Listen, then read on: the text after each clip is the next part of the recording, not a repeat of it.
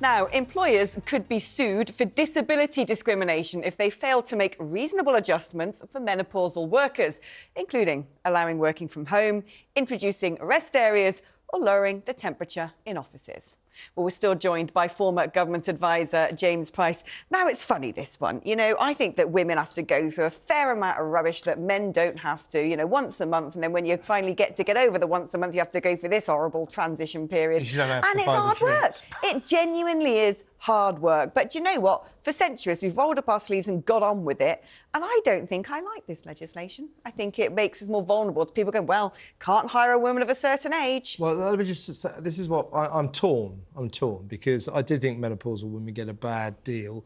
Only recently it was decided by our wonderful government, by the authorities, that being menopausal, suffering with the menopause, is not an excuse to even take a single day off work. That's got to be wrong.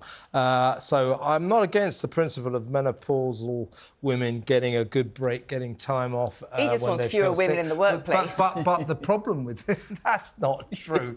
I've worked with women. I usually work for women as well. Seriously, all my bosses have been women. Women are the best journalists. That's true. Discuss. But what worries me about this is a diktat from the EU. This is an ECHR thing. This is one of these many European laws that Rishi has not only stuck with, he's enshrined. So this law is being dictated to us by Brussels. That's what I don't like about it. Yeah, well, of course, as a straight white Tory boy, I'm eminently well qualified to talk about the menopause. But no, I think you're right in terms of research has come on all these sorts of things. And there is an important role for people talking about underlying health conditions and people not being discriminated against and all the rest of it. But I like to think that in the best companies, they have these sorts of policies and they have reasonable considerations for whatever underlying health conditions that you may have or anything else like that, because that's the way you find the best people for the best jobs.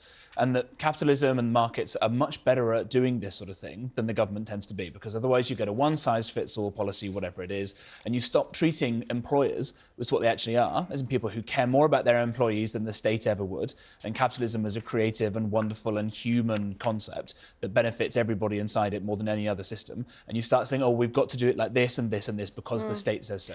That infantilises us. For me, the problem with all of this is there's just even more excuses for people not to go to work and to work from home. I mean, I'm not saying menopause is a walk in the park. Without doubt, it's not. I haven't gone through it yet. I will do at some point. I might rue the day I said this. Oh, my God. But at the same time, you know, when I was a kid at school, and I'd have to have like an eyeball hanging out and a limb severed for my mum to say have a day off school. And I kind of think it's the same with coming to work. You feel ill, just get on with it. Yeah, well, no more this lily-livered nonsense. Sympathy for menopausal women. There you go. There's me being liberal and Guardian reader for you.